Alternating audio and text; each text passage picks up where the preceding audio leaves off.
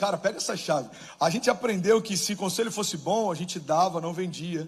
E é por isso que a gente investe mais em infoprodutos do que na igreja. Porque a gente acredita que alguém que fez uma técnica de funil de vendas tem algo mais poderoso para me entregar do que a palavra que me sustenta. A gente criou esse conceito de que conselhos bons são vendidos. E a palavra, a gente ouve.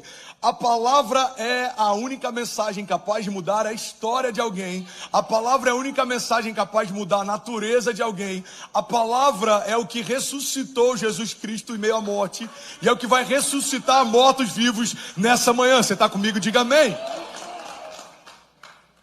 Sabe, a palavra ressuscita mortos, mas também ressuscita vivos.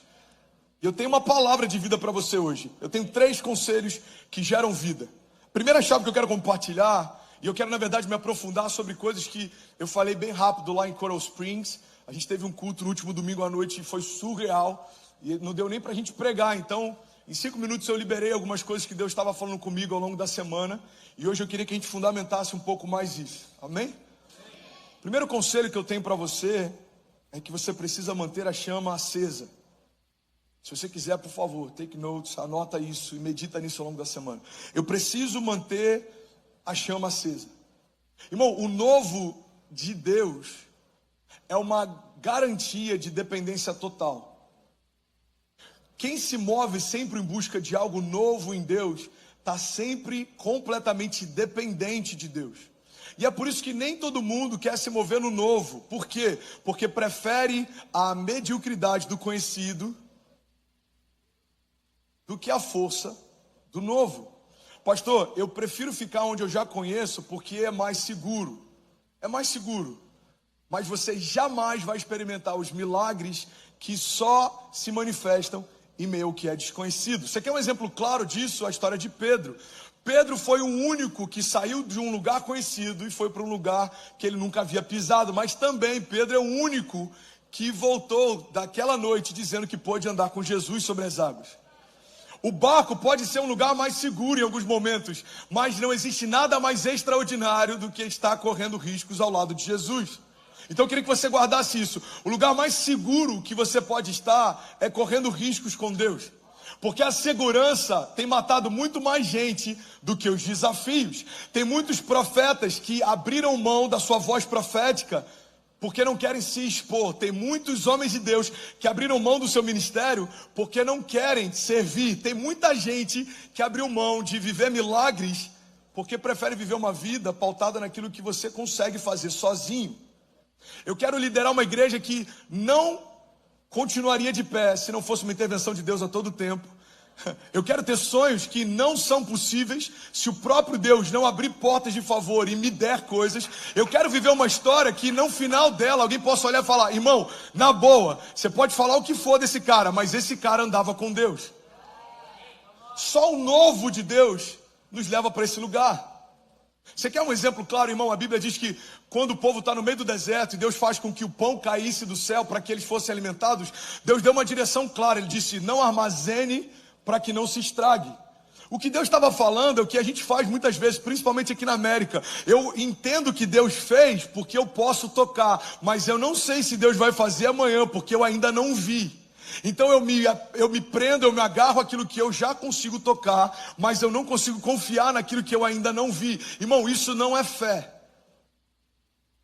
Crer naquilo que é tocável, palpável, não é fé. Isso é óbvio. Então Deus fala: olha, vocês não vão guardar. O que Deus está estabelecendo é uma dinâmica de dependência. Se você crê que Deus que te deu hoje vai te dar amanhã, você não vai armazenar, porque você sabe que amanhã vai ter de novo. Irmão, alguns começaram a armazenar o maná, e a Bíblia diz que o maná, o pão que caía do céu, ele apodrecia se você guardasse de um dia para o outro. Então era muito fácil você saber qual família não confiava em Deus. Era só você caminhar pelo arraial e o cheiro de podre na tenda denunciava a ausência de confiança da casa. Que cheiro é esse? É cheiro de maná estragado. Alguém que guardou porque não confia que Deus vai dar amanhã. Deus em vários momentos está estabelecendo uma dinâmica que faz com que a gente dependa completamente dele. E eu creio que uma das formas da gente manter essa chama acesa é estar sempre envolvido em estações que sem a total intervenção de Deus seja impossível a gente romper. Você está comigo? Diga amém. Se eu me garanto sempre numa glória do passado, eu estou abrindo mão de uma expectativa daquilo que Deus pode fazer no futuro. Você quer um exemplo claro? Irmão, uma das coisas que mais tem sabotado ministérios ao longo do tempo se chama formato. A gente cria um formato, a gente entende uma linguagem, a gente entende uma forma como Deus flui, e a gente fala, já entendi, isso funciona. A gente quer perpetuar formatos como se eles fossem a zona de graça do fluir de Deus. André, não estou entendendo, eu vou te explicar melhor. Tem igrejas que fazem há décadas as mesmas coisas, não porque Deus não está fazendo coisas novas, mas porque eles pararam numa janela temporal e acham que Deus só faz do jeito que eles viram Deus fazer. Deus não tem um formato porque ele não cabe numa caixa. Deus, ele não flui de uma forma única, porque a cada estação Deus usa uma nova linguagem. A gente vê isso através dos louvores. A cada novo tempo a gente vê uma nova forma como Deus flui e toca comunidades. A gente vê isso através da palavra. A cada nova geração Deus utiliza de novas linguagens para manifestar a sua glória. Irmão, entenda isso. O evangelho é como a água. Não sei se você já observou, mas tem muitas garrafas de água que carregam um prazo de validade. Mas a água em si, ela não estraga. A única coisa que faz com que eu precise colocar um prazo de validade é no momento em que eu armazeno essa água. O prazo de validade não está na água, o prazo de validade está na garrafa. E assim é aquilo que a gente carrega. Por mais que Deus mude de tempos em tempos a linguagem, aquilo que a gente carrega continua sendo o mesmo. Então entenda isso em nome de Jesus. Deus vai fazer algo novo à medida que você permite que Deus faça algo novo. Tem gente que não vive o novo no casamento porque não consegue se lançar no novo. Tem gente que não vive o novo no ministério porque não consegue se abrir para o novo. Tem gente que não vive algo novo na América porque não consegue se abrir para o novo. Irmão, tem gente que está aqui, e se você perguntar algumas coisas em relação à cultura americana, ele não sabe. Mas se você perguntar o último capítulo da novela das 9 da Globo, ele vai te responder. Transicionou de nação, mas não transicionou de cultura, nem de geografia, nem de mentalidade. E nada contra, ok? Eu só não vejo muito sentido querer estar numa nação diferente, consumindo a mesma cultura, tendo o mesmo tipo de relação e fazendo sempre o que eu fazia. Você só mudou por causa do PIB daqui? Ou você mudou para construir algo aqui?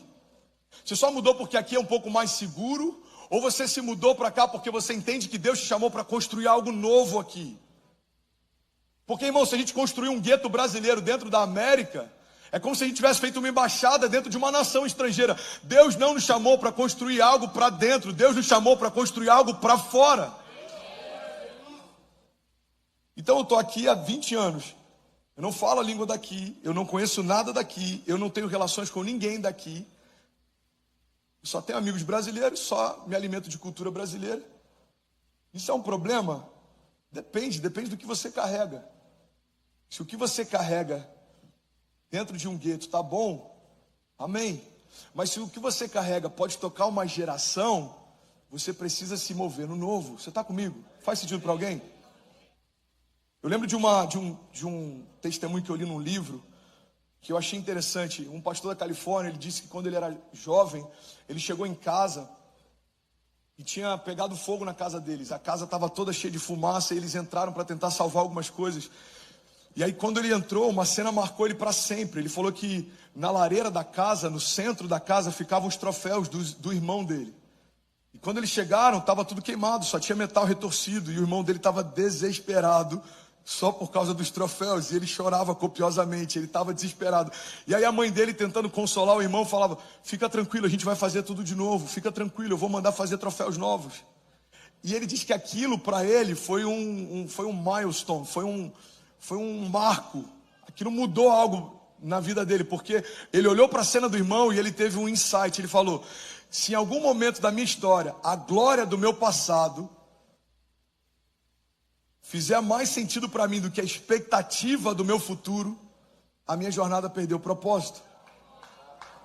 Irmão, pega isso em nome de Jesus. Quando eu falo sobre mantermos a chama acesa, você sabe qual é a garantia, o dispositivo de segurança que Deus estabeleceu para que a gente mantenha sempre o nosso coração queimando? É que a gente esqueça o que já viveu de bom no passado, a ponto de entender que Deus tem algo novo e bom para fazer no presente. É para que a gente celebre aquilo que Deus já fez no passado, mas para que a gente entenda que Deus também quer fazer coisas boas e novas no presente. É para que a gente dê testemunhos de milagres que Deus fez no passado, mas a gente não se esqueça que Deus também tem novos testemunhos e milagres para fazer no presente. É para que a gente não se agarre à fé dos nossos avós, mas entenda que nós também teremos os nossos testemunhos de fé. Pastor, como eu posso manter a chama acesa? Estando sempre numa estação em que a sua dependência é a única forma de te manter de pé.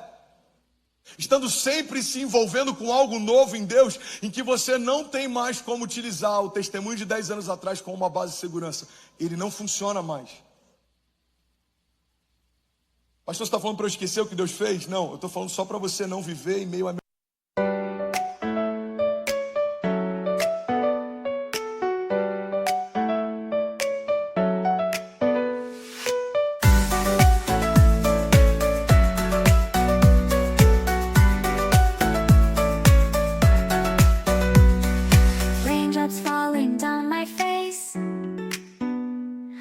Tiny tears in a happy chase, hopping through the puddle sea, colors dancing wild and free. Skies are gray but I don't mind, cool raindrops on my skin I find, kicking off my Saturday, watch the clouds just drift away.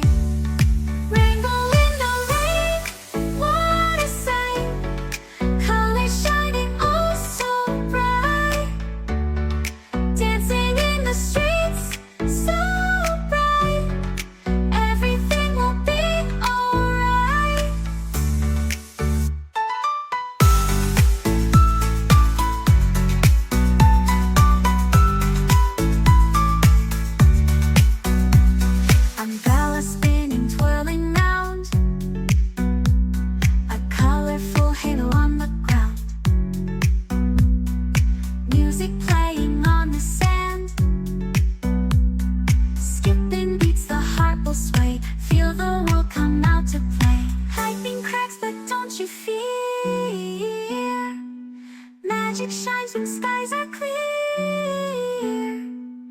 raindrops whisper secrets true, a hidden beauty shines right through.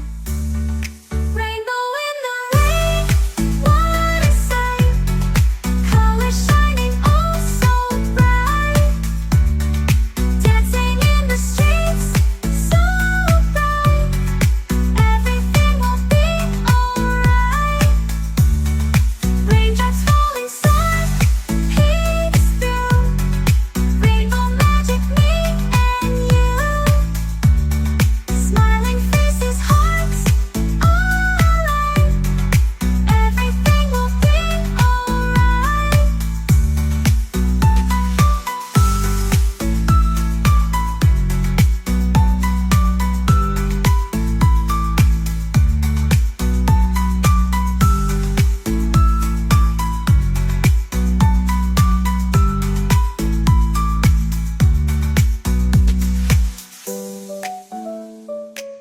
everything will be alright.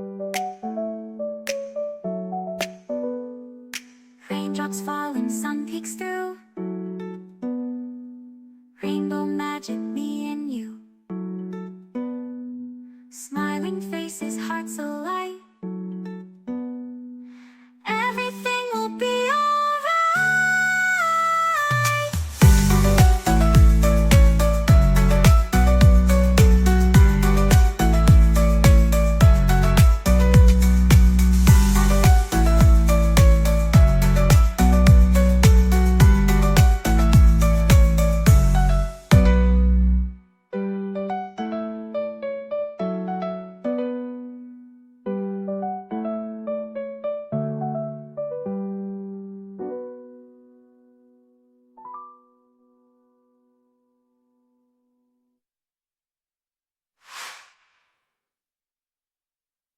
Memoriais.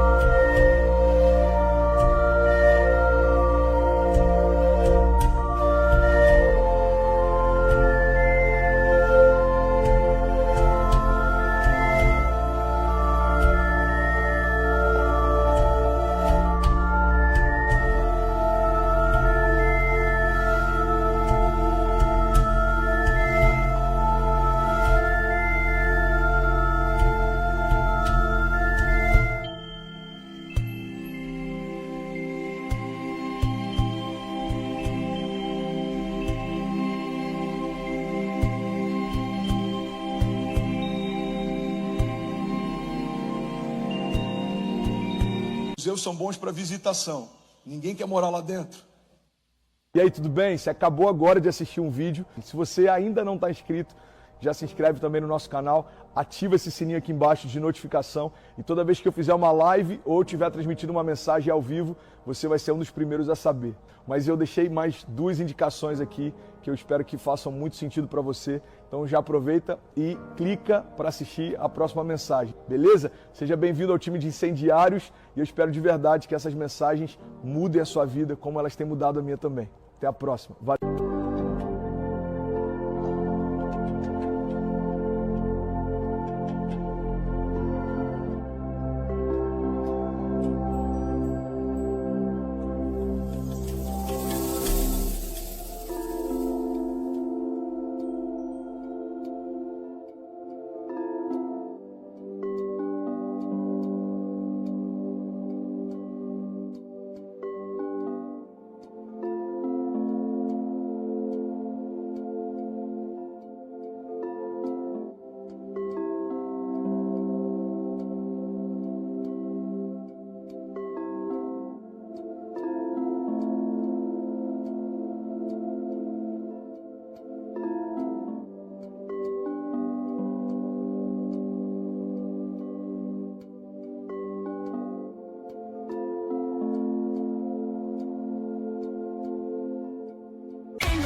Canvas, I paint my fears, brush strokes of sorrow, colors of tears, and I scream and the sun is calling, endless spirals I keep falling, from falling twisted thoughts, in the labyrinth where hope's so lost, muffled cries through the paper thin, walls of secrets where lies begin, false promises laid.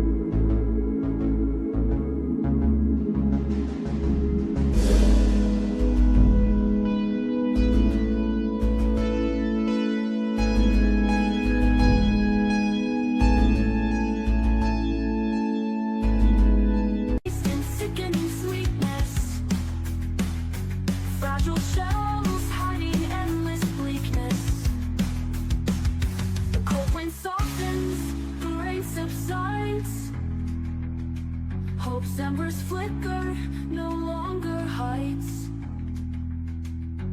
Faded